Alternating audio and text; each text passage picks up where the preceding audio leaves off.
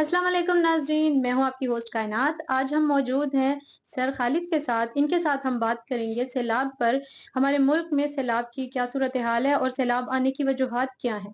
आप जानते हैं हमारे मुल्क में बहुत नुकसान हो चुका है, लोगों का, लोगों के घरों का, लोगों के बच्चों का जानी नुकसान भी हुआ है, माली नुकसान हुआ है।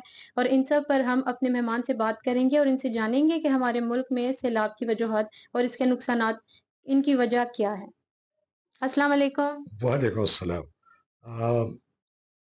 देखिए, नुकसानात तो बहुत ज़्यादा हुए हैं और अभी ये एक आन गोइंग अमल है। मज़ीद बारिश हो रही है, मज़ीद नुकसानात का खदशा है। लेकिन जहाँ तक एक पुरमगज़ सवाल आपका है कि इसकी वजूहात क्या है, तो ये बहुत सारे लोग तो देख रहे हैं सैलाब की तबाहियों को और लेकिन ये नहीं सोचते कि वजूहात क्या है। मोटी मोटी वजूहात ये है कि दुनिया के अंदर माहौलियाती तब्दीली आ रही है, आ चुकी है।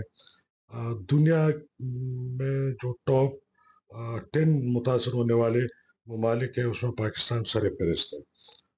अब बुनियादी तौर पर ज़्यादा आबादी, लोग बच्चे ज़्यादा पैदा कर रहे हैं, आबादी हमारी बहुत बढ़ गई है। आबादी बढ़ने की वजह से हमारी ज़री ज़मीनें, जहाँ पे अजनास और जहाँ पे दरख्त वगैरह होते थे, वो हाउसिंग स्कीम्स में तब्दील हो रही है।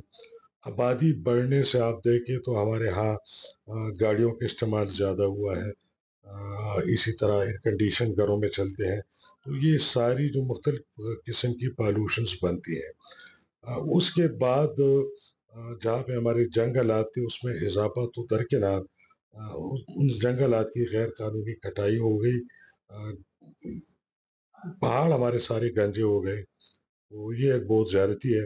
फिर शजरकारी के नाम पे सुनामी ट्रीज, बिलीफ ट्रीज, इस तरह के प्रोजेक्ट आए, वो करप्शन की नजर हो गए और उस करप्शन को छुपाने के लिए फिर ये भी हुआ कि पहाड़ों को आग लगा दी गई।